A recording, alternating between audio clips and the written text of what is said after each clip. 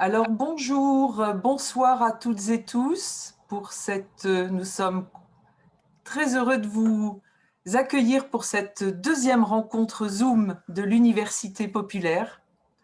Comme la rencontre précédente, avant de la démarrer, je vais juste vous rappeler un petit peu le protocole notamment des questions, puisque comme pour toute rencontre de l'UP, vous pourrez poser vos questions à Laetitia Bottella. Vous avez un petit onglet discussion en bas de votre écran. Vous cliquerez dessus pour poser vos questions. Ce qu'on vous demande, c'est au fur et à mesure de la rencontre, quand une question vous vient, vous cliquez sur l'onglet discussion, vous tapez votre question qui s'affichera dans la fenêtre à droite de l'écran. Et Laetitia et moi-même, nous pourrons les suivre, les voir. Et puis, du coup, soit moi, je les poserai ou Laetitia s'en emparera, ou alors on vous proposera de les poser de vive voix. Je précise également que pour l'instant, vos micros sont désactivés pour le bon déroulement de la rencontre. Mais le modérateur technique, lorsque nous vous passerons la parole, pourra l'activer. De la même manière, donc nous vous proposons d'activer vos caméras si vous le souhaitez, donc d'apparaître à l'écran, ce qui est plus agréable pour Laetitia, puisque voilà, elle s'adressera à un public, elle verra des gens plutôt que de voir des vignettes noires. Par contre, vous pouvez bien évidemment, pour des questions de droit à l'image, désactiver votre vidéo si vous le préférez.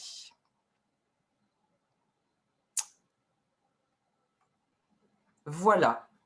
Donc, ce préambule technique étant fait, je vous souhaite à tous et à toutes la bienvenue pour cette rencontre avec Laetitia Bottella, qui est donc comédienne, metteuse en scène et qui dirige au Havre la compagnie Les Nuits Vertes.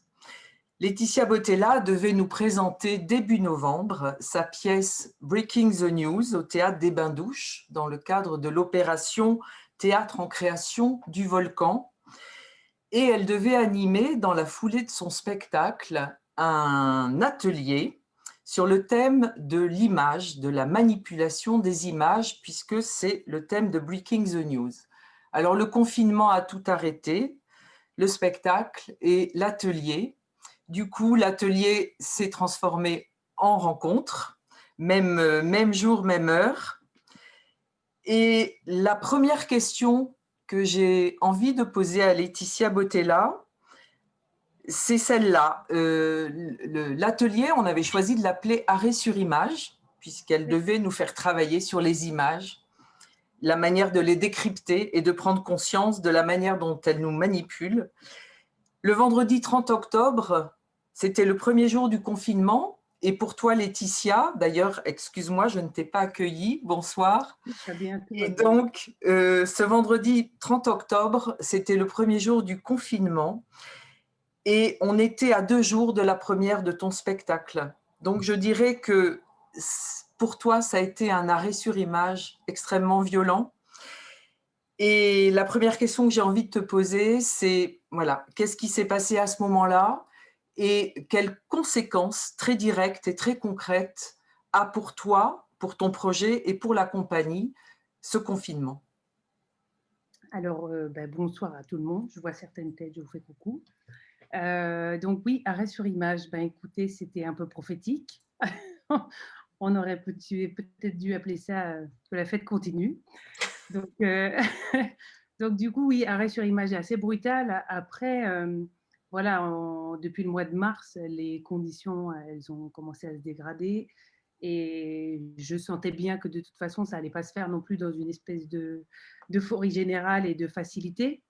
Ce qui fait que quand on a repris les répétitions au mois de septembre avec les comédiens, j'ai vraiment eu un mot d'ordre direct qui était peu importe si on peut le jouer ou pas, en tout cas, on le crée. C'est-à-dire qu'on va jusqu'au bout et il faut que l'objet soit terminé et que nous, on sache qu'il existe.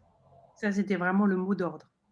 Après, quand vous êtes, plus vous vous rapprochez de la date butoir et du moment où vous allez rencontrer le public, c'est encore plus difficile en fait du coup devoir s'arrêter. Parce que quand on voit la ligne d'arrivée et qu'on vous dit qu'il faut repartir en fait au tout début du marathon, c'est un peu difficile. Mais après, on y était un peu préparé psychologiquement. L'impact que ça a eu, en fait, c'était surtout déjà en premier lieu sur l'énergie. C'est-à-dire qu'on était donc à 2 jours de la première, le moment où on attend le public et on se dit, bon, bah, maintenant, ce qui nous manque, c'est le public. Eh ben, il va nous manquer un petit peu plus longtemps que prévu. Et du coup, c'est comment, en fait, cette énergie-là, qui était vraiment dans l'élan, tout à coup, elle est stoppée. Et comment, en fait, on ne va pas s'éclater par terre et qu'on va essayer de se servir de cette énergie-là pour essayer de tenir sur le long terme. Moi, c'est ce que j'ai demandé aux comédiens, c'est de, même si c'est dur, en fait, de ne pas s'effondrer. C'est-à-dire que le but, c'était vraiment de rester mobilisé comme si, en fait, notre première avait été décalée d'un mois. Et puis en fait, voilà, c'est nous, on est trop impatients. Et en fait, la première, c'est dans un mois ou dans 2 mois. Mais en tout cas, c'était de ne pas se briser. Parce que, en fait, émotionnellement, on est hyper fragile de jouer une première. Donc, c'était le premier impact. Après, je dirais que le deuxième, c'est aussi tout un travail de longue haleine qui est mené voilà, pendant plusieurs années. Surtout pour moi, parce que en fait, moi, j'ai la maladie de la visibilité, c'est-à-dire que voilà, ma compagnie, elle existe depuis 12 ans.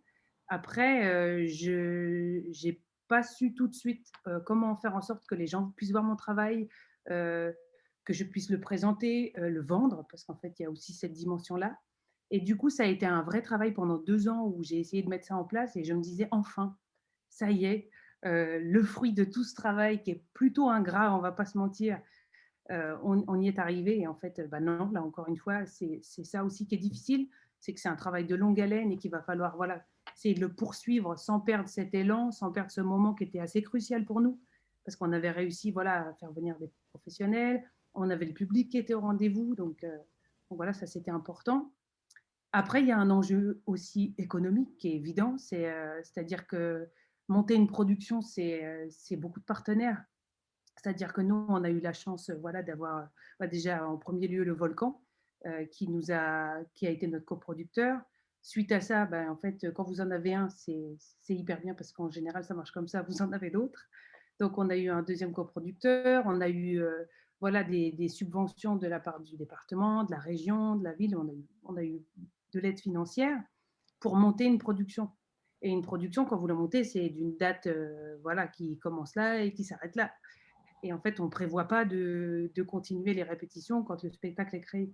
Donc là, par exemple, moi, le spectacle, il va être reporté, mais il n'est pas créé. Ça veut dire que mes comédiens, ils vont avoir besoin qu'on reprenne des répétitions. Ça va avoir un coût que moi, je n'avais pas forcément évalué. Donc, c'est comment, voilà, ma compagnie va pouvoir trouver des fonds, soit des fonds propres, parce que bien évidemment, quand on a une compagnie, il faut aussi être un peu prévoyant et prévoir un peu un petit matelas pour finir l'année et tout ça. Donc voilà, ça c'est quelque chose qu'il faut comprendre aussi. Il y a aussi la question des salaires, c'est-à-dire que vous avez des comédiens qui devaient être payés parce qu'ils avaient des représentations de prévues, sauf que les lieux, ils ne peuvent pas payer les représentations parce que sinon, en fait, si les lieux payent toutes les représentations qui sont annulées, hein, au bout d'un moment, l'économie n'est plus possible parce que vous vous retrouvez à payer des spectacles que vous allez redécaler, et du coup, ça va coûter deux fois le prix, en fait. Donc, du coup, il faudrait faire appel au chômage partiel. Et sauf que le chômage partiel, pour les comédiens, là, c'est très compliqué. Parce qu'en fait, bon, pour faire court, c'est quand vous êtes intermittent, voilà, vos heures, elles sont cumulées avec un taux. Sauf que le chômage partiel fait un taux 0 €. Ça veut dire que là, dans un an, peut-être mes comédiens ils vont perdre de l'argent par jour, beaucoup, et ce qui fait que bah, ça va leur faire perdre sur leur salaire. Donc, ce n'est pas une solution non plus. Donc là, moi, l'endroit où je suis, c'est comment garder l'énergie vitale du spectacle, l'énergie des comédiens, la joie de jouer, la joie de reprendre ce spectacle, et en même temps, comment je fais en sorte que l'économie de la compagnie soit solide et qu'elle puisse assurer voilà, la reprise du spectacle plus tard. Voilà les impacts un peu sur le moment. Alors, actuellement, donc, il y a toute une tournée qu'il faut reconstruire, qui est envisagée pour la saison 21-22, c'est bien ça. Tu avais combien de dates qui étaient déjà calées, donc combien de représentations qui étaient assurées là, avant le confinement? On avait, autour de 13 dates de prévues dans des lieux différents, et du coup, le report de la tournée, en fait, il est pas si simple que ça parce que, bien évidemment, il y a plein d'artistes là qui se sont retrouvés dans la même position que moi. Je suis pas seule au monde, heureusement, parce que sinon ce serait très dur. Il y a aussi tous les artistes du mois de mars qui se sont vus privés aussi de leur première, du mois d'avril, du mois de mai. Donc il y a tous ces spectacles-là qui, à un moment donné, vont tous arriver sur la ligne d'arrivée en même temps. Et du coup, les programmateurs et les programmatrices là, se retrouvent dans la situation de se dire où est-ce que je mets tous ces spectacles-là sans en privilégier certains. Donc en fait, c'est un jeu de puzzle infernal. Personne n'a la solution la meilleure. Après, la chance que j'ai, c'est d'être soutenue par des gens qui sont formidables et qui du coup m'aident vraiment beaucoup. Bon, bah, voilà, je passe ma vie au téléphone, là, on va pas se mentir. Et du coup, c'est comment on décale la tournée. Après, du coup, la tournée, elle va être morcelée. On va faire une première partie au printemps 2021 parce qu'il y a des lieux qui ne peuvent pas nous accueillir à l'automne 2021. Donc là, on est rentré dans des petits trous. Donc il y aura quelques dates en mars 2020. Et ensuite, le reste de la tournée sera à l'automne 2021. Donc voilà, on est obligé de s'adapter. Et encore une fois, là, tout le monde doit faire des concessions, tout le monde doit y mettre du sien. Et déjà, en fait, moi, tout ce que j'ai dit aux comédiens, c'est je vous jure, je vous promets de ne perdre aucune date. Vraiment, c'est ce que je me suis engagée à faire. Je sais pas, voilà, pour l'instant, ça a l'air de marcher, mais c'est vraiment la chose que je leur ai promis, c'est on décale, mais on perd pas de date. Donc après, c'est vraiment voilà, très compliqué, très difficile, mais quand on veut, on peut. C'est la devise, donc on y va. Mmh. Oui, il faut que tu gardes ton énergie pour toi et puis aussi que tu l'infuses, pour les comédiens, en fait. C'est ça, C'est toute une exactement. équipe à garder, à tirer et à motiver avec un horizon qui est quand même, pour l'instant extrêmement, flou. Oui, Mmh. c'est flou, mais après, encore une fois, l'énergie, elle circule. C'est-à-dire que moi, j'en donne à l'équipe, mais l'équipe, elle m'en donne très fort. C'est-à-dire que j'ai de la chance parce que, en fait, on se porte vraiment les uns les autres. C'est-à-dire que quand il y en a un qui a un coup de mou, hop, les autres sont là pour essayer de. Il y a vraiment des tempéraments qui sont très différents et qui se complètent bien. Et je sais que l'équipe, elle est hyper solide. Donc je sais que le spectacle, il verra le jour. De toute façon, ça ne peut pas être autrement. On a trop travaillé. On a trop travaillé, il y a trop de gens qui nous ont aidés. Ouais, on a fait trop, en fait, on a trop travaillé tout bêtement. Et c'est pas possible. Mais par exemple, les comédiens qui jouent dans ton spectacle, et là, on va rentrer vraiment le côté artistique, hein, des coulisses de la création, comment tu as monté ce spectacle. Tes comédiens vont avoir peut-être d'autres engagements aussi. Ah, Et il va falloir gérer l'engagement qu'ils ont vis-à-vis de ton spectacle et peut-être d'autres engagements qu'ils pourront avoir dans les mois à venir. oui, ben après, c'est ça aussi quand on choisit des comédiens qui sont chouettes, hein, c'est qu'ils jouent et c'est tant mieux. C'est-à-dire que là, voilà, les comédiens que j'ai, c'est des comédiens qui travaillent beaucoup parce qu'ils sont formidables. Les techniciens, c'est pareil. J'ai des perles, donc forcément, ben, ils tournent beaucoup. Après, j'ai envie de dire, c'est le même problème que quand on monte un spectacle. C'est-à-dire que moi, mes comédiens et l'équipe technique, je leur dis toujours, on monte le spectacle, il y a des créneaux qui sont bloqués, mais si jamais vous avez des dates qui doivent s'intercaler et tout ça, on trouvera toujours une façon de s'arranger. Parce que parce que ça a toujours été comme ça que j'ai fonctionné, c'est-à-dire que je veux pas qu'un artiste, en fait, il soit privé de quelque chose pour une journée de travail. En fait, on s'adaptera toujours. Il y a vraiment des possibilités. Après, c'est ce que je vous disais tout à l'heure, c'est vraiment là un casse-tête chinois. Mais tous les casse-têtes chinois, ils ont une solution. C'est juste qu'il faut la trouver, il faut prendre du temps pour chercher, et puis ça se fait ensemble. C'est-à-dire que là, vraiment, ça circule. C'est-à-dire que dès que j'ai une proposition de date, j'envoie aux comédiens, voilà, à l'équipe technique, qui me renvoie des messages aussitôt. Alors ça fait un circuit de messages assez chaotique, mais on finit toujours par y arriver. Et puis voilà, c'est encore une fois, c'est dans le dialogue qu'on arrivera à construire en fait la suite. Parce qu'il n'y a que comme ça, en fait. Moi, je dialogue avec les professionnels, ensuite, je dialogue avec mon équipe, qui dialogue avec moi, et puis après, on arrive à s'organiser. Et puis après, il y a aussi une question d'envie. C'est-à-dire que là, je sens bien que la totalité de mon équipe, elle a envie de jouer ce spectacle. Et du coup, elle fait tout ce qu'elle peut pour que ça marche. C'est-à-dire que bien évidemment, si c'était vraiment une ambiance absolument glauque et que tout le monde avait envie de se barrer dès les répétitions finies, forcément que peut-être ils y mettraient un peu moins du leur. Mais là, il y a vraiment une ambiance de fête, de joie. On est content de se retrouver. Quand on vous invite à faire la fête et que vous avez envie d'y aller, vous essayez toujours de trouver une astuce. Alors, parlons justement du contenu de ton spectacle. Quand on a préparé cette rencontre, tu m'as dit, j'ai la certitude avec ce spectacle d'être à un endroit clé de l'actualité. Parce que c'est un spectacle qui parle de quoi? C'est un spectacle qui parle de beaucoup de choses. Il parle déjà de l'omniprésence des médias aujourd'hui dans nos vies, de l'omniprésence aussi de nos téléphones, des réseaux, voilà, de toutes les informations, voilà, tout ça déjà. Et puis après, comme c'est 4 tableaux différents, il y a 4 angles aussi, enfin 4 sujets qui sont traités. Il y a vraiment tout ce qui est calcul politique, tout ce qui est voilà bah oui, la stratégie politique des politiciens, comment on organise aussi un vote, comment on va faire en sorte d'influencer les gens dans leur vote. Ça m'intéressait vraiment beaucoup de comprendre ça, parce que j'ai mis longtemps en fait à m'intéresser à ça. C'est-à-dire que pour moi, la politique, c'était compliqué et juste compliqué. Et en fait, quand on se rend compte que c'est un jeu de stratégie, que si j'avance ce pion-là, à cet endroit-là, en fait, je peux complètement faire basculer la masse. Et ça, vraiment, moi, quand j'ai eu conscience de ça, c'était un peu genre le réveil apocalyptique. Il y a aussi tout le travail enfin, dans un autre tableau, il y a le travail voilà, des lobbyistes, voilà ce que c'est que le lobbying aujourd'hui, quelle place ça a dans nos vies et voilà, à quel point, voilà, quand on a une information qui nous arrive, c'est parce qu'on veut bien qu'elle nous arrive. Il y a aussi la presse, le journalisme. Qu'est-ce que c'est aujourd'hui le journalisme? Puis là, en plus, c'est pas comme si tous ces sujets-là, on est en plein dedans, quoi. C'est vraiment on ne parle que de ça. Le fait que nos politiques aujourd'hui, c'est des espèces de starification des politiques qui deviennent voilà, des people comme les autres.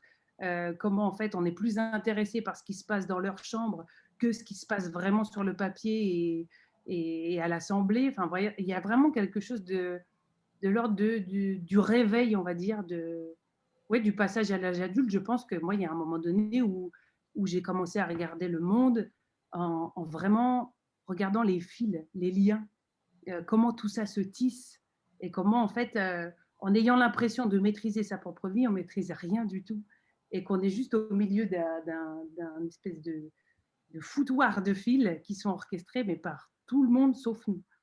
Et ça m'intéressait vraiment. Et puis après, moi, chaque fois que je choisis un texte, j'ai l'impression que c'est aussi traiter de l'humain, de l'être humain, et comment en fait sa petite histoire, elle va être vraiment impactée par la grande histoire, l'histoire de son pays, l'histoire du monde autour. Et là, en fait, ces personnages-là, c'est des personnages qui sont, en tout cas, assez loin de moi. C'est-à-dire qu'il y a une première dame, il y a un journaliste, un reporter de guerre, il y a un conseiller politique. Bon, il y a une comédienne, mais c'est une grande actrice d'Hollywood. J'en suis encore un peu loin. Donc voilà, c'est des gens qui sont relativement loin. Et c'est comment aussi de se dire que ces êtres humains-là, en fait, ils sont très proches de nous. C'est-à-dire qu'ils ont le même fonctionnement que nous.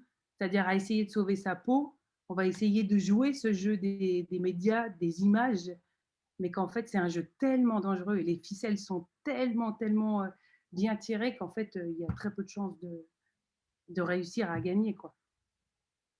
Et alors, qu'est-ce qui a déclenché ce spectacle-là? Est-ce que, bon, tu expliques que c'était un endroit de ton parcours où justement voilà, tu as été sensibilisé à cette manipulation dont on est tous un peu le jouet dans la vie.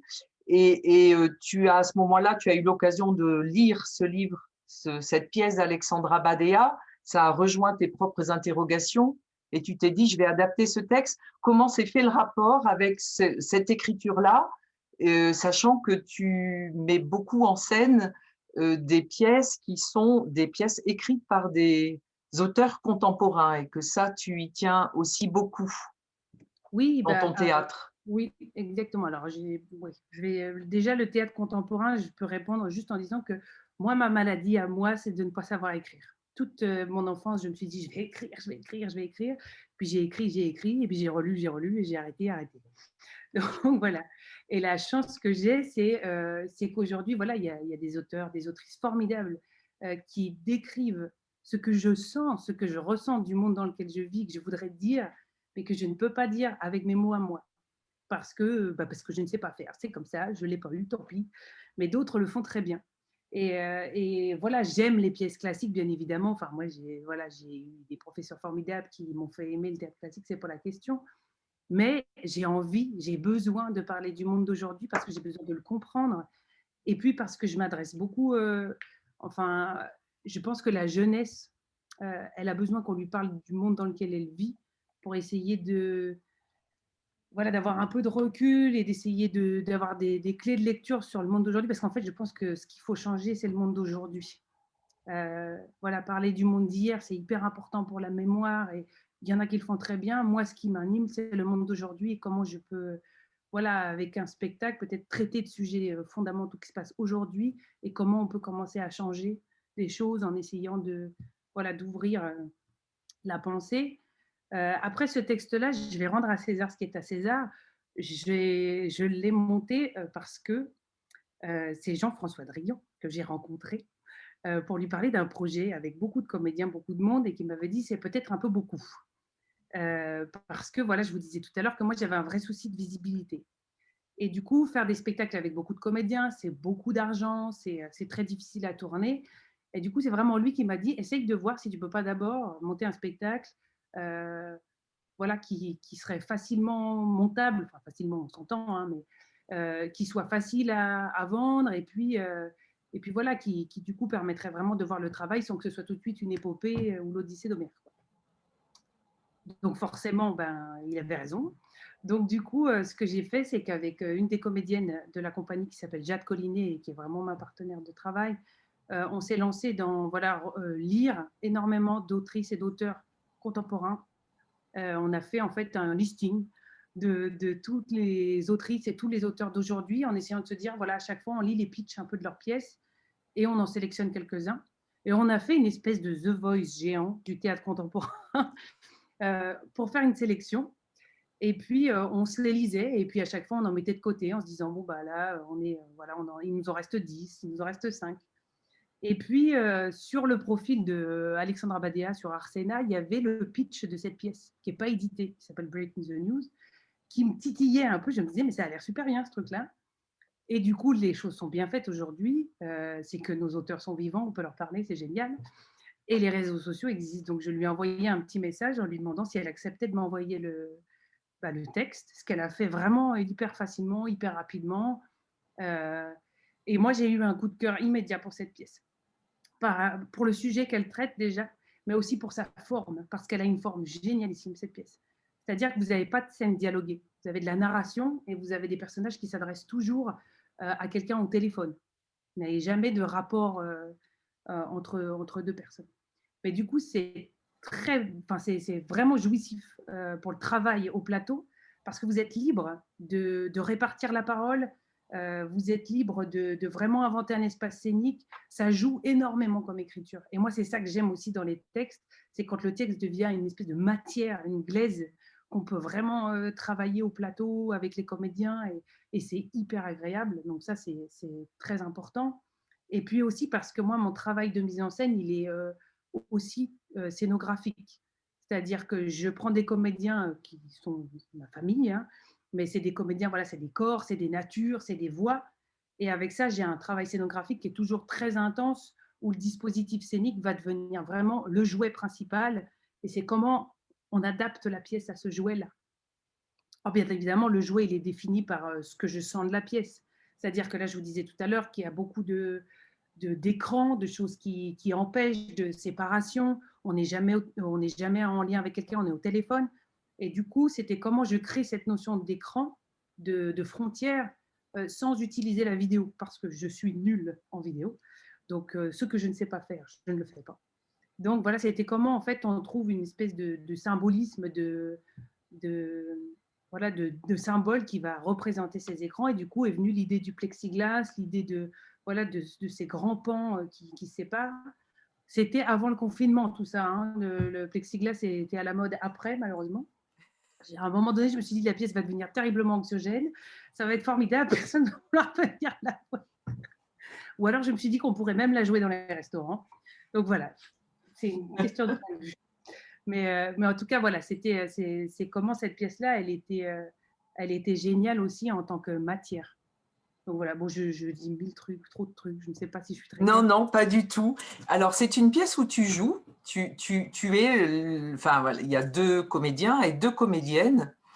Et alors, comment tu fais, à quel moment tu décides de passer de la mise en scène, enfin, d'abord, comment tu es passée de l'état de comédienne à la mise en scène? À quel moment tu as décidé de passer à la mise en scène dans ton parcours? Ce serait intéressant que tu l'expliques. Et puis, pourquoi tu as choisi de jouer dans cette pièce que tu mets en scène? Est-ce que c'est la première fois que tu joues dans une pièce que tu mets en scène ou pas? Alors, donc oui, bah, mon parcours à moi, c'était, oui, c'était comédienne principalement au départ, mais c'est vrai que j'ai toujours été, fascinée, bah et à un moment donné, je me suis même dit: «Oh, je voudrais faire une école de scénographie. Oh, j'adorerais faire une école de lumière, enfin, de création lumière. Oh, je» voilà, il y a vraiment beaucoup de choses qui me passionnaient. Après, je pense que l'énergie, bah, que j'avais dans le corps, elle avait besoin de se voilà, de prendre forme sur scène et que j'utilise cette énergie par mon corps, on va dire, voilà, pour dire toutes ces choses, pour, bah, pour faire passer ces paroles. Après, au fur et à mesure du travail, je me suis rendu compte qu'en fait, j'étais vraiment amoureuse des comédiens et des comédiennes. C'est-à-dire que moi, j'adore voir les comédiens travailler. Je trouve ça génial. Et puis, à chaque fois que je vois un comédien jouer, c'est tout bête, mais en fait, je me dis, mais oui, c'est tellement mieux. Et c'est pour ça notamment que je prends jamais d'assistante à la mise en scène parce que je finis toujours par aller au plateau à ma place et je me dis toujours qu'elle est mieux que moi et donc je finis par la laisser. Et du coup, voilà, il y a vraiment un truc où j'adore, j'adore les corps des comédiens, j'adore les voir travailler, j'adore l'énergie. Je trouve qu'il y a, en fait, j'aime beaucoup quand on m'amène aussi quelque chose que moi j'avais pas imaginé. Moi, je me connais par cœur, donc forcément que je vais aller là où je sais aller. Donc, je trouve ça plus, enfin, je sais pas comment dire. Ouais, pour moi, je prends plus de plaisir à regarder un comédien travailler qu'à me sentir travailler. Et puis, il y a aussi cette chose qui est de ne pas savoir écrire.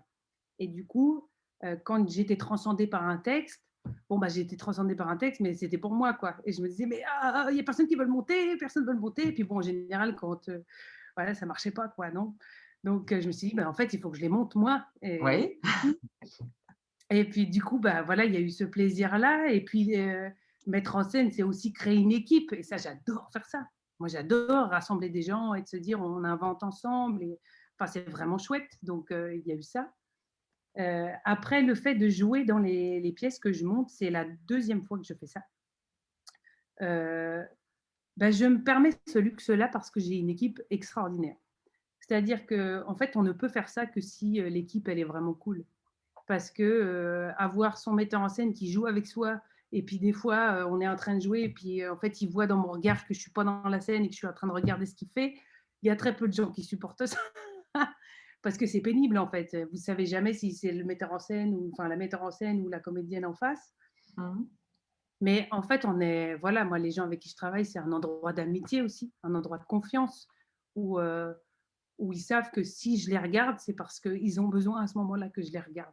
C'est pas parce que je me dis: «Ah, je peux pas leur faire confiance» et tout ça. Et puis, il y a forcément un moment donné où je leur dis: «Bon, là, promis les amis, aujourd'hui, le filage qu'on fait, je suis dedans, juste dedans».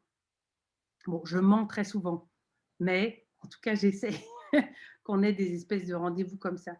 Heu, Après, pourquoi j'avais envie de jouer dans cette pièce? Bah, parce qu'encore une fois, si vous aimez l'écriture, si vous avez envie de monter le texte, bah, forcément que vous allez avoir envie de le dire. Et il y a ça aussi. Et puis après, encore une fois, vous mettez vos copains sur scène, bah, vous avez envie d'aller jouer avec eux. C'est tout bête, mais une fois qu'on a préparé la salle de jeu, bah, on a envie de jouer avec les copains aussi, quoi. Donc voilà, il y a vraiment voilà, cette envie-là qui est double. Après, si je devais me retirer de la scène, je ne serais pas triste parce que je sais que sur scène, il y aurait une comédienne qui serait formidable. C'est vraiment, là, c'est vraiment parce que je me fais plaisir en fait, hein, c'est tout bête. Il faut l'avouer, il y a de ça aussi. Et alors, quel est l'autre spectacle dans lequel tu as joué, que tu as mis en scène et dans lequel tu as joué?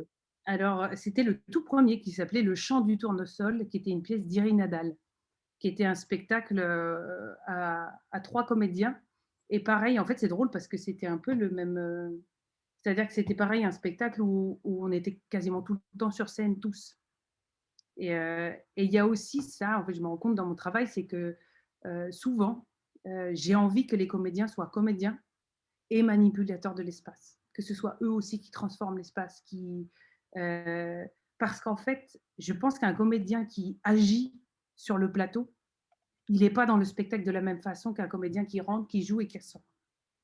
Après, c'est un point de vue personnel, vraiment, c'est pas une loi, c'est vraiment moi, je le sens comme ça. Et c'est ça que j'aime aussi voilà, dans l'énergie de ma compagnie, de notre compagnie d'ailleurs, c'est que voilà, on est une équipe et on bouine tous ensemble. C'est-à-dire qu'on sait exactement comment le décor fonctionne, on sait exactement où sont les fragilités, tout fonctionne ensemble. On pourrait peut-être proposer aux auditeurs de voir un teaser de Mais ton spectacle, carrément, ce sera tellement plus concret. puisqu'on vient d'en parler. Donc, du coup, est-ce qu'on peut le lancer?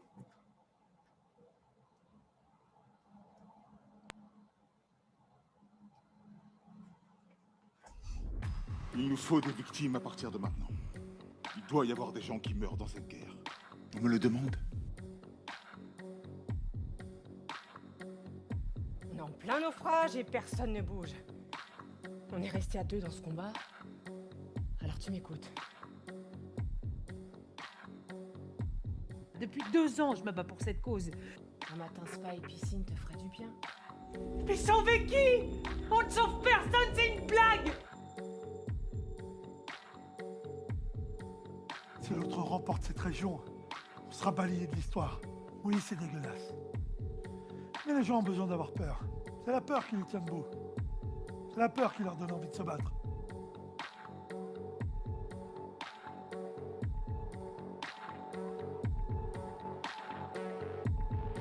On n'a plus de rêves. Vous nous les avez tous pris.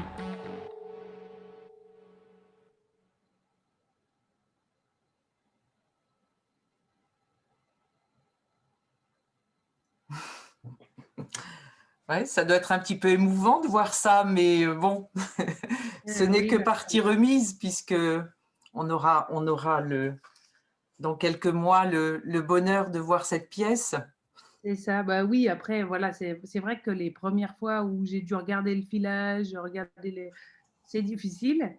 Mais en même temps, je me dis que c'est tant pis pour le temps, mais l'actualité, elle fait tout pour coller au spectacle. Donc, je me dis que de toute façon, il sera toujours d'actualité dans 3 mois, dans un an. J'ai l'impression que tout est fait pour que ça colle.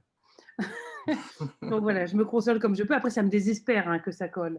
Je préférais qu'on s'éloigne du spectacle plutôt qu'on s'en rapproche. Mais de toute façon, ce texte, il a été écrit en 2014.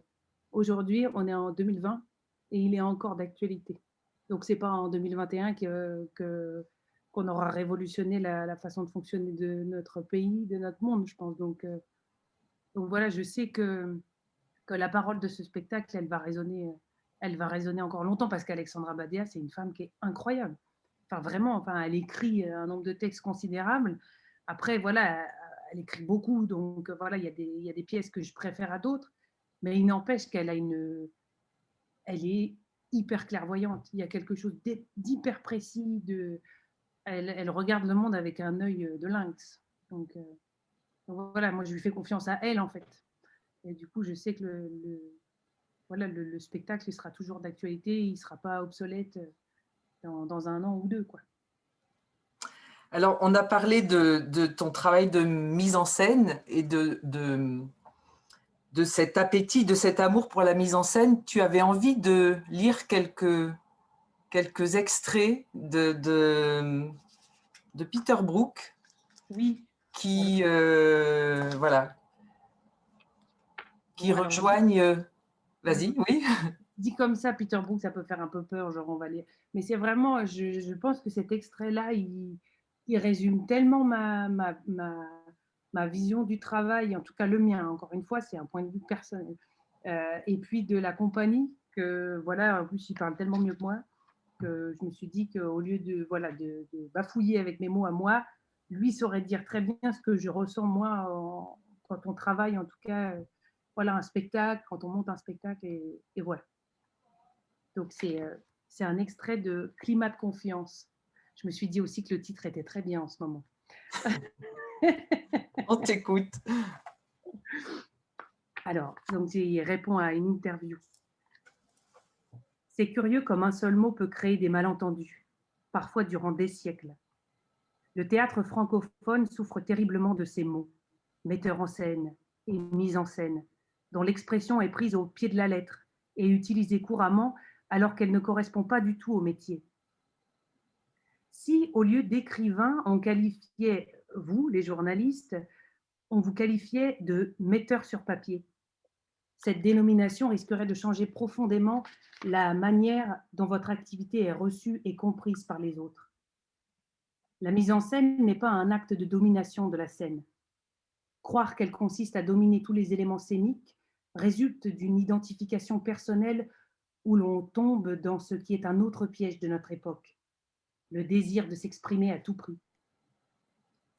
Par votre métier de journaliste, vous êtes d'une certaine manière épargné de ce travers, parce que vous faites une chose beaucoup plus importante, en tentant plutôt d'attraper et de donner le reflet de ce qui n'est pas inventé par vous, l'actualité, que vous essayez de sentir et de filtrer pour que les autres la reçoivent. D'une certaine manière, le vrai travail d'un metteur en scène consiste à être là pour que prenne vie quelque chose qui n'y est pas encore. Comment ? On ne peut pas vraiment le définir.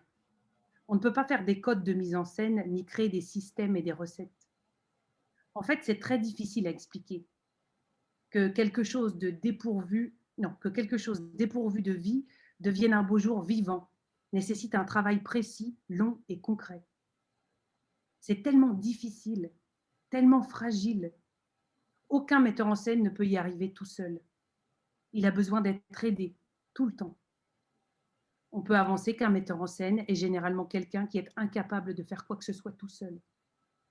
Jamais on irait au théâtre pour voir une scène vide, un espace vide et au milieu, un metteur en scène. Parce que du moment où il commencerait à remplir ce vide, il deviendrait tout de suite comédien. Mais s'il reste fidèle à son rôle de metteur en scène, il n'en fera rien du tout. Et ce sera l'ennui absolu. Si au lieu d'être sur scène, il reste avec les spectateurs dans le public et que celui-ci contemple cet espace vide, alors il s'établira au bout de 2 ou 3 minutes un silence parfait, en attendant cette fois encore que quelque chose se passe. On voit que si quelqu'un a le goût de la mise en scène, cela veut dire qu'il a un goût pour le jeu sans pouvoir le faire, un goût pour la musique, mais sans pouvoir la jouer. Il ressent un beau texte, mais ne peut pas l'écrire. En fait, derrière tout cela, il a probablement un goût pour quelque chose de beaucoup plus précieux, pour le partage d'une expérience forte, intense, vivante et vraie, qu'il ne peut pas non plus acquérir dans la solitude. On constate ainsi qu'une mise en scène, même très personnelle, dépend des autres et repose nécessairement sur une collaboration. C'est pour cela que parmi les grandes idioties de notre époque, il y a ces luttes artificielles qui dressent entre le metteur en scène, l'auteur et l'acteur, chacun prétendant être le plus important.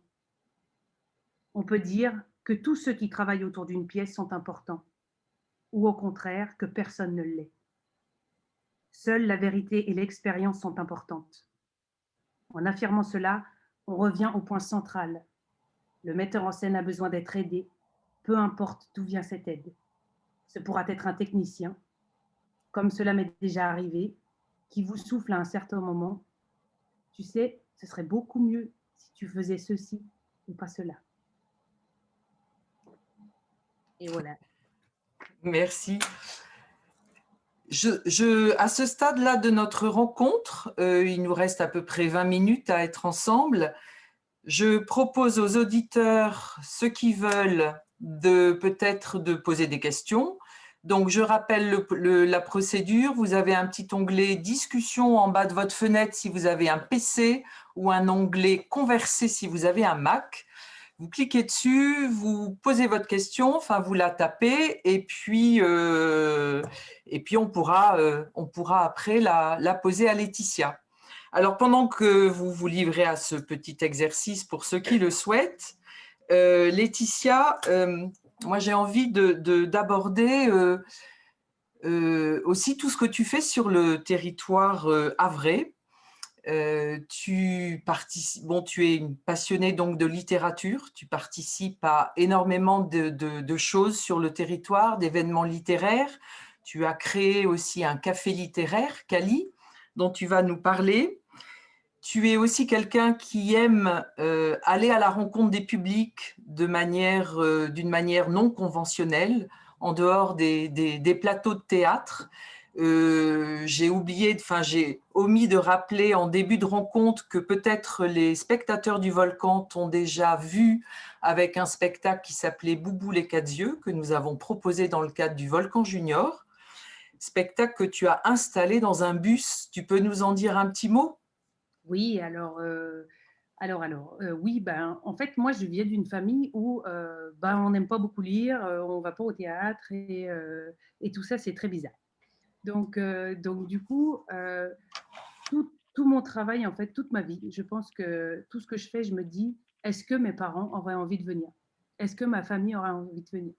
Et c'est ce qui anime vraiment mon travail. Non pas que je veuille que mes parents voient mon travail, je règle mes problèmes à la maison, hein, mais c'est plus de me dire comment je fais venir des gens qui pensent que c'est pas pour eux dans des endroits qui sont en fait pour eux.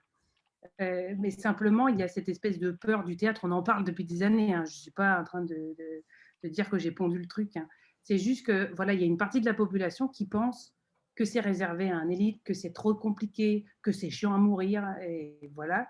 Et du coup, moi, mon envie, c'était vraiment de me dire, voilà, de la même façon que moi, j'ai eu la chance à un moment donné que quelqu'un se dise, hey, mais toi, en fait, ça marcherait trop bien si tu faisais ça, viens.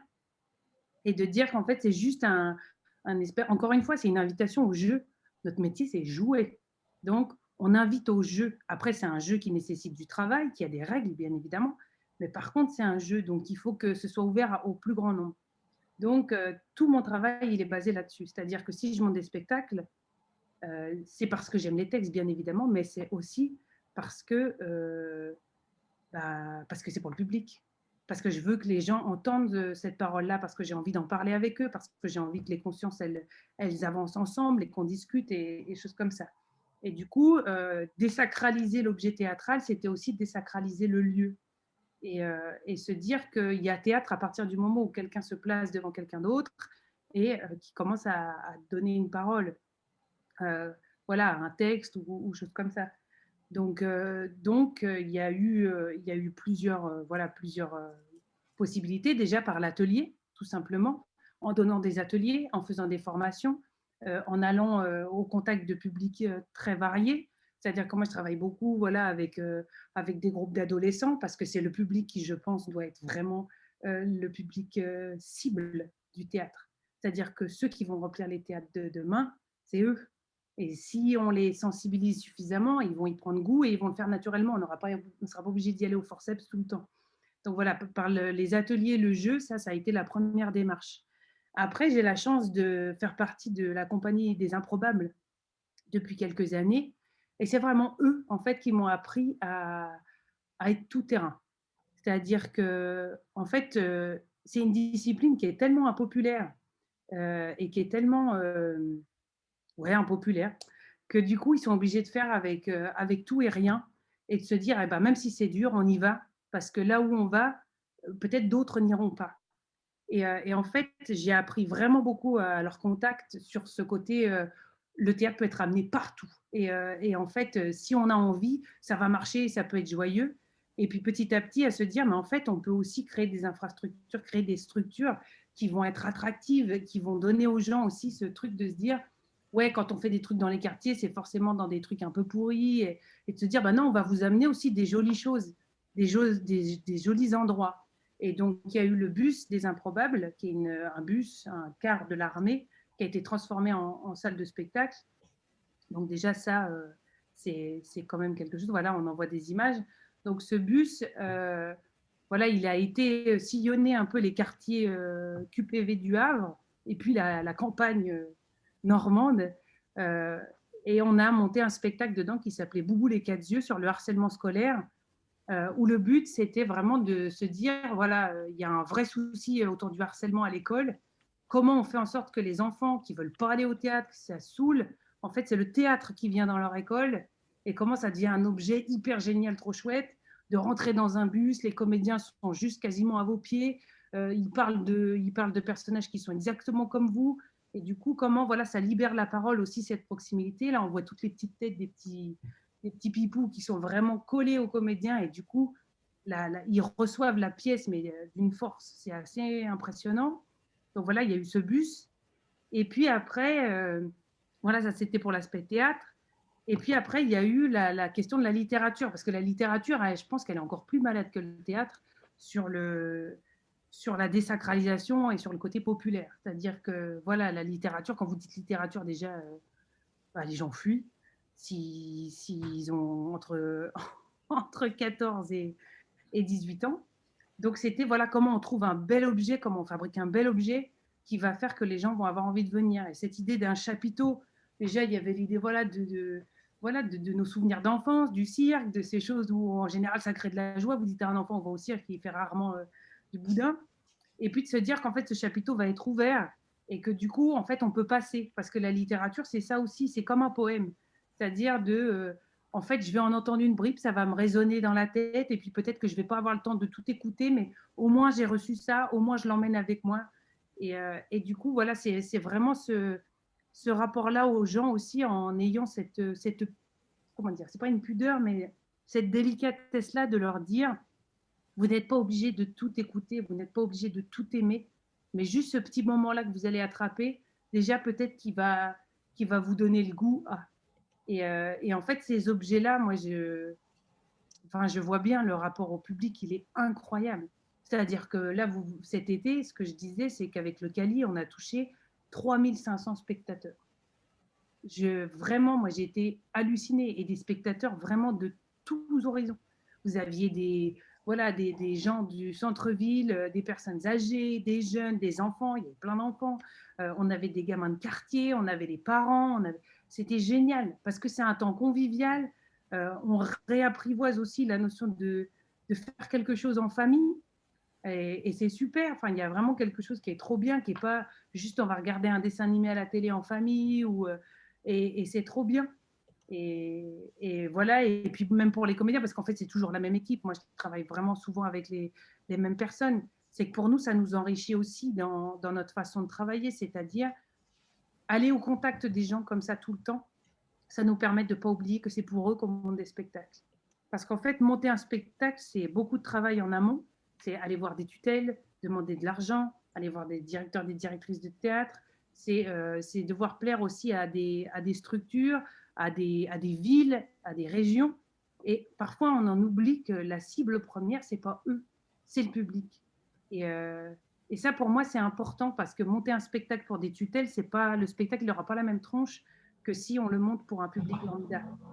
C'est-à-dire que moi, j'essaie toujours de faire en sorte que il y a plein d'axes de lecture dans le spectacle, de recrocher le spectateur avec différentes choses. C'est-à-dire que ceux qui vont être sensibles au texte, eh ben voilà, il y a un super texte à entendre. Ceux qui vont être plus sur les images, on fait quelque chose de très visuel. Comme ça leur permet de rentrer dans le spectacle par un autre biais. On n'a pas parlé de la composition musicale, par exemple, de Breaking the News. C'est comment il s'appelle, Guillaume Zomirowski, qui l'a composé, qui est un compositeur mais tellement génial.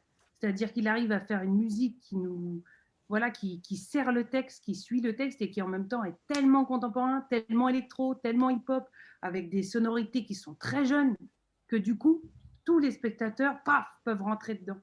Et ça me permet d'attraper un public plus large. Et du coup, voilà, c'est vraiment toutes ces démarches artistiques.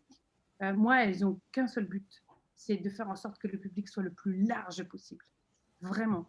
Et qu'en fait, tous ces gens-là, ils arrivent à dialoguer ensemble et qu'ils n'aient pas de jugement. C'est-à-dire que moi, si j'entends un ado qui rit dans la pièce Et puis après, voilà, j'ai une personne, voilà, je sais pas, d'une quarantaine d'années qui rit à un autre endroit et tout ça, et qu'après, on confronte leur point de vue, mais ça va être génial. Ça va être génial. Bon, après, je suis pas sûre qu'on rit beaucoup dans le spectacle, c'est pas un très bon exemple, mais, mais en tout cas, voilà, que le texte résonne. Simplement, les portes d'entrée sont pas les mêmes. Il y en a qui vont rentrer par la porte, il y en a par le garage, d'autres par la fenêtre, et puis bah, voilà, tout le monde sera à l'intérieur, mais on ne sera pas passé par la même entrée, et ça, c'est important, quoi. D'ailleurs, à ce propos, là, je reviens au fait que tu fais du théâtre d'impro Oui. et que c'est effectivement une forme de théâtre qui est sous-considérée par rapport au théâtre qu'on propose dans des salles comme les nôtres. Et tu expliquais, quand on a préparé la rencontre, combien, grâce au théâtre d'impro, tu as pu sensibiliser des jeunes qui sont venus voir, je crois qu'on parlait de Boubou les quatre yeux, c'est ça? Est-ce que Bien sûr. tu peux expliquer comment finalement ces deux univers se complètent et s'enrichissent au lieu de s'opposer? Il n'y en a pas un qui est mieux que l'autre. Ce sont deux approches différentes, mais qui peuvent aussi nourrir un lien et nourrir un appétit. Oui. Ben, les Canadiens ont hyper bien compris ça. Je pense que c'est ceux qui ont le mieux compris ça. C'est-à-dire qu'en fait, au Québec, vous avez vraiment des improvisateurs qui sont aussi comédiens. Enfin, en fait, il n'y a pas cette espèce de césure entre les deux où tu choisis ton camp. Et c'est vrai que quand je me suis mise à faire de l'impro, j'ai vraiment ressenti ce truc de, en fait, tu ne peux pas jouer dans les deux cours de récréation. Et moi, plus on me dit ça, plus je vais me dire, mais si, on va jouer dans le même cours. Et du coup, il y a eu cette première chose, déjà, c'est que tout à l'heure, on parlait du fait d'aller vers la mise en scène et puis de continuer à jouer. Moi, j'avais perdu le goût de la scène.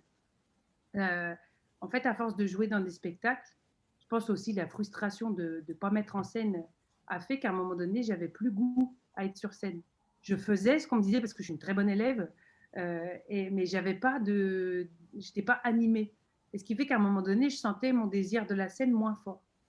Et là, je suis rentrée dans cette compagnie d'impro, j'ai eu la chance qu'ils m'acceptent, on va dire, et ça m'a vraiment redonné le goût parce qu'il y avait le danger, parce qu'il y avait ce truc de ah, mets-toi en danger, invente. Tout à l'heure, je vous disais que j'avais ce souci avec l'écriture. En fait, là, il n'y a pas le choix. C'est soit tu t'y mets, soit tu sors. C'est tout bête, mais c'est juste ça. Et puis, il y avait un esprit sur scène. C'est tellement fort ce qui se passe entre les comédiens parce que personne ne sait quand on est paumé ensemble. Quand ça prend, mais ça prend et ça prend tous ensemble. Il y a quelque chose qui est encore plus fort que le théâtre. Même vraiment, j'aime le théâtre, hein, attention. Mais il y a quelque chose de différent qui est beaucoup plus fort. Et ça m'a déjà redonné le goût de la scène. Donc déjà, petit 1, c'est déjà très fort. Ensuite, il y a ce côté-là aussi où aller chercher un public plus populaire, plus facilement. C'est-à-dire que l'impro, ça part des gens. Et les gens, en fait, ils sont très émus quand tout à coup, vous faites d'eux des éléments centraux de ce que vous jouez sur scène. Il y a quelque chose qui les touche parce qu'en fait, ils ont l'impression de ne pas être représentés. Bon, encore plus aujourd'hui, comment vous dire. Le monde d'aujourd'hui fait que les gens ont l'impression qu'on ne les voit pas. Et du coup, le fait de jouer de l'impro, voilà, vous les remettez au cœur de ce que vous faites. Et en plus, ça se fait dans la joie, donc c'est super. Et puis, il y a aussi ces comédiens là, que moi j'ai rencontrés qui m'ont bouleversée. Je vous disais tout à l'heure, mon amour des comédiens, mais mon amour des improvisateurs, elle est aussi forte. C'est-à-dire que je me disais, mais c'est incroyable, ils sont capables de tout faire. Et en même temps, on leur laisse tellement entendre qu'ils sont pas capables d'eux, que moi j'avais envie, parce que je sentais qu'ils sont, enfin je sentais leur capacité. Et du coup, je me suis dit, bah voilà, je vais aussi essayer de faire ce pont-là. Vous m'avez permis de rejouer. Bah, moi, je vais vous permettre de jouer dans des pièces de théâtre. Et c'est pour ça que Boubou les Casse-Yeux, je l'ai monté avec 2 improvisateurs en premier. Et c'est comment, voilà, moi, je leur ai appris l'amour du texte, le plaisir d'apprendre un texte, parce que pour eux, c'était quand même pas évident, le plaisir de refaire quelque chose et pas de tout le temps réinventer. Et du coup, il y a une espèce de chose comme ça où on s'apprend et c'est hyper bien. Et puis, je vois bien, là, dans Breaking the News, il y a Ismail Abia qui est improvisateur aussi. Je vois bien le parcours, tout le chemin parcouru par ce comédien-là. Et c'est bouleversant, c'est super beau. Et pour moi, c'est vraiment important, et même pour le public. C'est que je sais que voilà, il y a, ce comédien-là apporte aussi un public. Et que du coup, ce public-là qu'il connaît voilà, pour l'impro, pour l'humour, ben, en fait, il va venir voir une pièce qui n'est pas du tout drôle, et qui peut-être va l'emmener ailleurs. Et ça, c'est important, en fait, de faire des ponts. De la même manière qu'on va aller chercher, voilà, je sais pas moi, un comédien pour quelque chose qui va apporter, qui va détonner. Par exemple, là, je vois, enfin, c'est un exemple j'aimerais ne pas donner cet exemple, mais vous avez Joe Star qui joue Elephant Man. Bon, on n'y pense pas tout de suite, mais il n'empêche qu'il va apporter un public différent sur ce type de texte. Voilà, après, c'est pas du tout le très bon exemple, mais c'est pour dire un peu qu'aussi, il faut savoir se mettre en danger pour que les gens aussi repensent le théâtre. C'est-à-dire que oui, un improvisateur est un comédien, et oui, un comédien peut être improvisateur. Simplement, il doit travailler. Il doit travailler pour ça. Il doit apprendre les codes, il doit apprendre, il doit être humble, il doit repartir à la base du travail. Moi, l'improvisation, c'est seulement au bout de 3-4 ans que j'en faisais que j'ai tilté un jour de comment ça marche, en fait. Et il m'a fallu du temps, et il m'a fallu des humiliations aussi, hein, parce que l'impro, c'est radical. Quand ça marche pas du tout. Et du coup, c'est vraiment bien, parce que ça vous remet tout de suite dans la position, travaille, essaye d'observer, essaye de regarder, apprends à voir le mécanisme. Et en tant que metteur en scène, c'est mon travail aussi. Observe les gens, observe le monde, et après, tu pourras le raconter sur scène. Donc voilà, c'est vraiment, ça se nourrit très fort, quoi. Je ne sais pas s'il y a des questions. Je n'en vois pas qui apparaissent à la fenêtre. Parce que je parle trop, c'est pour ça. Parce que tu... Non, parce que tu dis des choses intéressantes, et puis que du coup, voilà, les gens sont...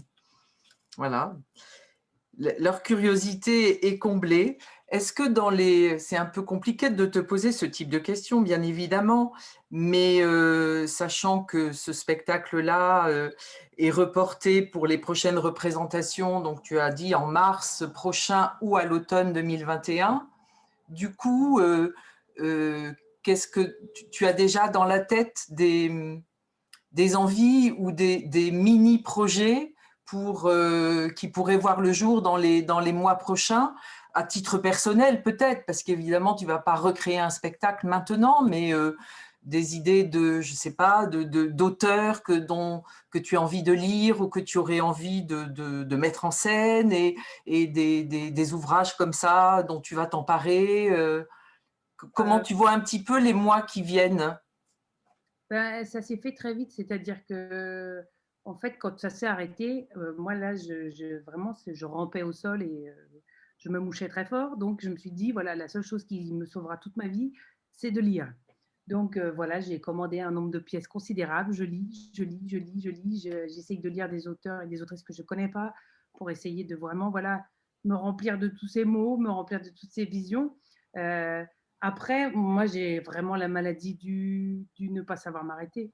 Et du coup, là, j'ai déjà mis en place un atelier d'écriture à distance avec des petits via les réseaux sociaux, où j'ai demandé à des parents si ça disait à leurs enfants d'écrire un conte de Noël. Donc là, je suis avec 8 petits pipous qui écrivent des contes de Noël, que je retravaille avec eux, qu'on va mettre en musique, et on doit faire une captation le 5 décembre pour qu'ils aient leurs histoires voilà, lues et mises en musique avant Noël. Et puis, voilà, là, moi, j'ai été bouleversée par plein de textes déjà que j'ai lus voilà, ces derniers temps. Il y a plein d'actions culturelles là que j'essaye de monter. Après, je décale un peu, c'est-à-dire que moi, je travaille beaucoup la lecture à voix haute, et je fais beaucoup travailler la lecture à voix haute. Mais là, avec les masques, je refuse de le faire, parce que vraiment, je trouve que c'est imposer aux enfants des choses trop difficiles. Et du coup, là, j'essaye voilà, d'adapter les ateliers, de partir plus sur des choses autour de l'écriture, des choses qui sont plus agréables à faire pour les enfants en ce moment, parce que faire de l'action culturelle, c'est important, mais pas à tout prix. Et je ne veux pas faire croire à ce gouvernement, même si moi, je ne suis personne pour eux, qu'on peut tout faire. Non, on ne peut pas faire travailler des enfants avec des masques sur le visage, ce n'est pas possible. Parce que moi, si je dois leur faire travailler leur articulation et que je ne vois pas leur bouche, je ne vois pas bien comment je fais. Donc voilà, je ne veux pas m'adapter à tout prix. C'est-à-dire que je veux bien adapter des choses, je veux bien jouer le jeu du clipo, mais pas à tout prix. Donc voilà, mais sans perdre le lien avec le public. Moi, c'est ça qui m'intéresse le plus, c'est ne pas perdre le lien avec le public. Après, voilà, là, je suis en train de rêver, voilà, sur un jeune public. Je dis rien parce que voilà, je ne sais pas encore je ne sais pas encore, mais voilà, moi, il y a la question voilà, de l'égalité entre les filles et les garçons qui est très importante pour moi. Et du coup, voilà, j'hésite encore. Il y a aussi, voilà, l'actualité aujourd'hui, elle nous donne envie de parler de mille choses parce que rien ne va. Les inégalités, elles sont catastrophiques. Les violences, elles sont catastrophiques. L'immigration, c'est catastrophique. Donc, il y a mille… En fait, on pourrait monter un spectacle tous les mois avec des nouveaux sujets. mais voilà, en tout cas, on n'est pas en hibernation, on n'est pas en arrêt, on travaille très fort et il va y avoir plein de choses qui vont se passer là. Et simplement, le spectacle, lui, par contre, il est ce que je disais aux comédiens. C'est pas un spectacle mort-né, il est juste en couveuse et bientôt il retrouve ses parents. Mais par contre, en attendant, nous, il faut qu'on soit actifs parce que justement, on voudrait peut-être qu'on le soit moins. Et il faut que les artistes ils soient nécessaires et qu'ils n'arrêtent pas. Alors, il y a 2 questions qui viennent d'arriver. Tu y as déjà répondu en partie, notamment la première question que je lis. Dans une époque compliquée comme la nôtre, attentats, Covid, désillusions, crise écologique, montée des extrémismes, comment ne pas céder au « à quoi bon » par rapport à nos métiers, notamment face aux jeunes? Comment leur proposer de la force, un avenir, des espoirs? Que leur dire?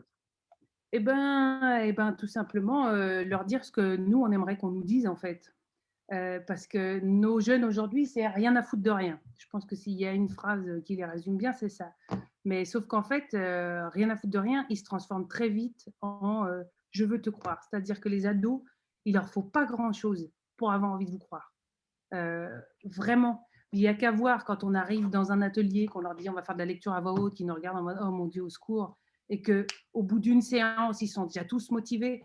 C'est-à-dire que si on est dans la désillusion, si on est complètement blasé par notre système, par notre monde, par tout ça, on va blaser nos jeunes.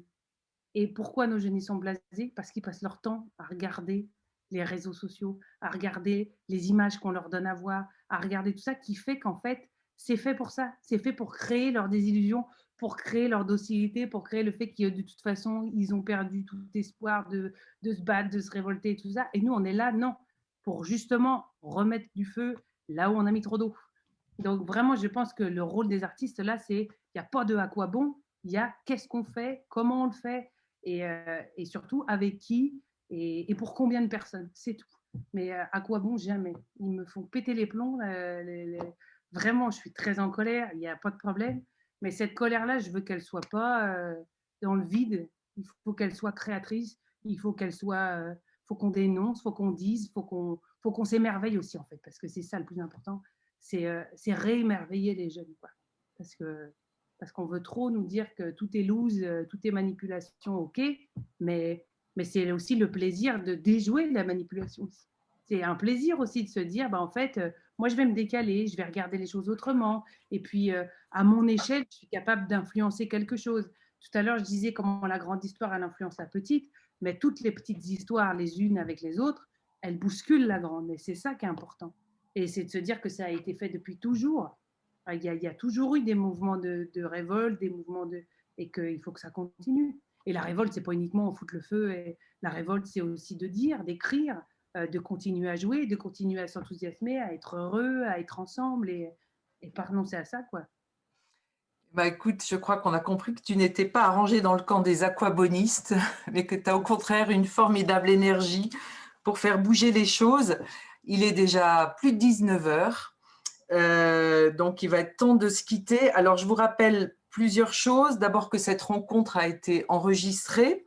Elle sera proposée en ligne sur le site du Volcan très bientôt, de la même manière que la rencontre avec Sandre Chassagne qui a eu lieu il y a début novembre a également été enregistrée et va être mise en ligne dans les 48 heures très vraisemblablement. Vous pouvez également retrouver tout de suite des traces de cet échange avec Laetitia Botella sur le compte Twitter du Volcan. Et je voudrais également vous rappeler, dans le cadre de l'Université populaire, la conférence d'Arnaud Mercier qui aura lieu le 1er février, qui est dans le droit fil du thème du spectacle de Laetitia Botella. Arnaud Mercier est professeur en sciences de l'information et de la communication à Paris 2 Assas. Et il nous parlera de tout ce qui est fake news et post-vérité. Donc, on est vraiment aussi là, en plein dans l'actualité.